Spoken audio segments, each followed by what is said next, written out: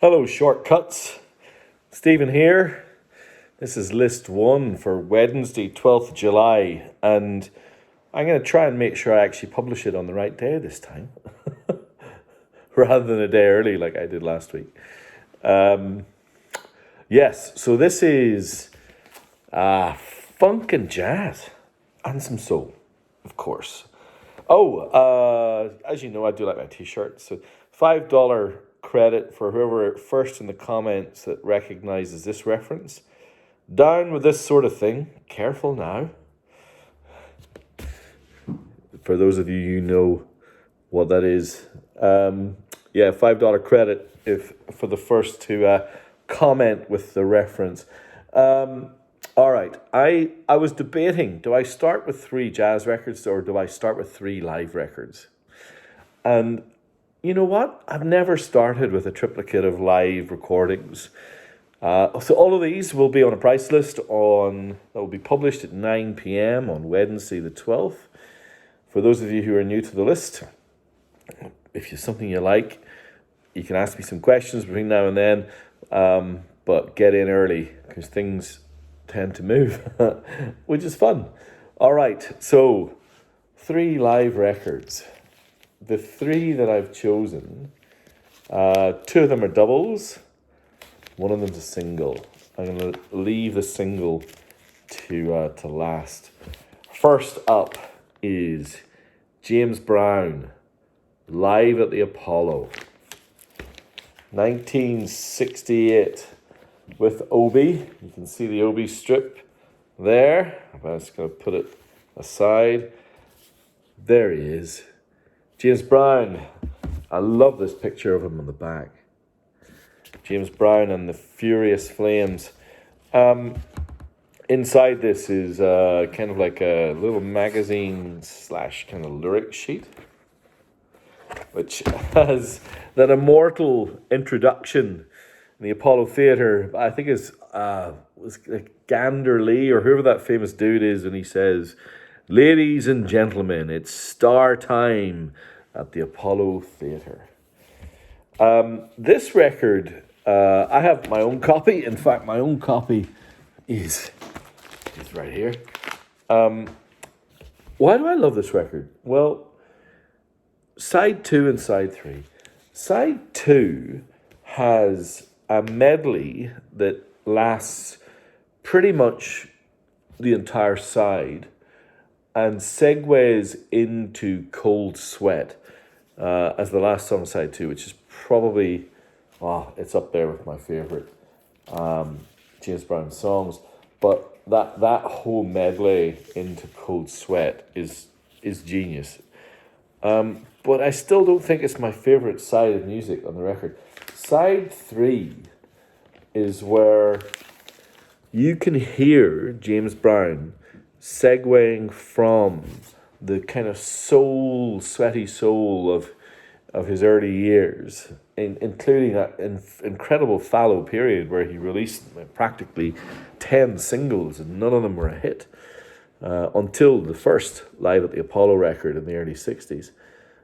This one shows, kind of has more of his transition into that really hard, slick funk that he became famous for in the late 60s into the kind of early mid 70s. So, first time this has ever been on the shortcuts list. That's a pretty cool record. This one has been on once or twice before, but every time I see it, because it's awesome. It is the only live album that features Funkadelic / Parliament. There are Funkadelic songs on here as well as Parliament songs. George Clinton, the P-Funk Earth Tour. I think this was like 1978, 79. No 2 shows were the same. These guys were just absolutely amazing live. There's some shots from the shows. It's a trip. I mean, they made this record off the back of, Mothership Connection and was it The Brides of Dr. Funkenstein? And of course you don't get the visual splendor of of Parliament with the actual mothership landing. For any of you who ever watched the DVD, which is pretty amazing. It's a fantastic record. There it is, Parliament live. So there are the two doubles. Man, maybe this is the best of the three. So we all know King Curtis live at Fillmore West is Shortcuts royalty. And there are some more records in this list that are Shortcuts royalty. We'll get to them. King Curtis and the Kingpins were an amazing funk band. And this particular lineup is probably the best ever lineup. You know, Cornell Dupree on guitar, Bernard Purdy on drums, Billy Preston on organ. And why am I talking about King Curtis, even though I'm not going to show you a King Curtis album? It's because they were the band that supported Aretha live at the Fillmore West. So King Curtis came out, played a set with his band. They stayed on stage. Aretha came out with her Rhodes piano. She plays piano on 4 or 5 of these songs. It's a barnstorming performance. I love the back sleeve. Again, this is an amazing hard cardboard gatefold. All of these are. Just look at that. Isn't that amazing? There's Billy Preston on the keys. I think that's Ray Charles out front. So Ray Charles puts in it is Ray Charles. He puts in a guest appearance on the second, on side 2, and he's amazing. There's a performance of Respect, the Otis Redding classic that effectively Aretha just stole. In fact, there is my hero. There's King Curtis with his sax right there. Respect is played at not just double time, it feels like it's almost quadruple time. When she sits down at the piano to play Bridge Over Troubled Water, holy crap. 3 live records. Parliament, live. James Brown, live at the Apollo. Aretha, live at the Fillmore West. How do you follow that? Well, I decided to follow that with 3 jazz records that I think, well, actually, 2 jazz, 1 jazz / bossa nova. These 3. The Sorcerer, Miles Davis. Mysterioso, Thelonious Monk. And Gets Gilberto. All of these were kind of pioneering records in their own way. The Sorcerer is... Oh, do you know what? I'm going to pull this one forward. Because The Sorcerer was kind of 1968, 1969. You know, this is a band... This is, you know, kind of Herbie Hancock era Miles Davis. On the back, of course, is that amazing poem that he wrote. I'll just read the first couple of lines. Miles, the sorcerer, dealer in magic, alchemist of the night, dark prince of metal, water, fire, wood. Miles, magician, Merlin of the night sounds. Wow. And you know what? That describes that record pretty perfectly. This is, I think, I could be wrong, but I think it's the last kind of acoustic record he made before he went electric. And why am I kind of pulling this in? Because I also have Miles Bitches Brew. I think this is a Japanese first press with Obi, which was recorded, you know, barely 18 months after Sorcerer. Sorcerer, by the way, is incredibly pretty. Wayne Shorter on saxophone with Miles on Sorcerer. So you've got Herbie Hancock, Wayne Shorter, and Miles, and Tony Williams on drums. Tony Williams on drums is an absolute beast on Sorcerer. Incredible. You can almost just listen to that record just to listen to the drums. He is unbelievable. But then Miles transitioned, and all of a sudden, we've got maybe the greatest rock jazz fusion record of all time. All studio, double album. Of course, it's baggy in places and indulgent in others. And it refuses point blank to coalesce into anything that feels remotely like how music is supposed to sound. And I think that is why it is, certainly I think it's Miles Davis's, maybe one of his biggest selling records for sure. But maybe because of that, its reputation has increased over the years.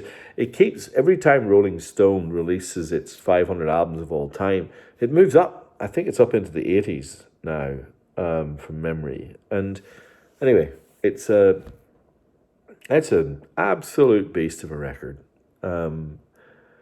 Very, very different to this. Like, Gets Gilberto, the record that popularized bossa nova, kind of just dominated the Grammys that year.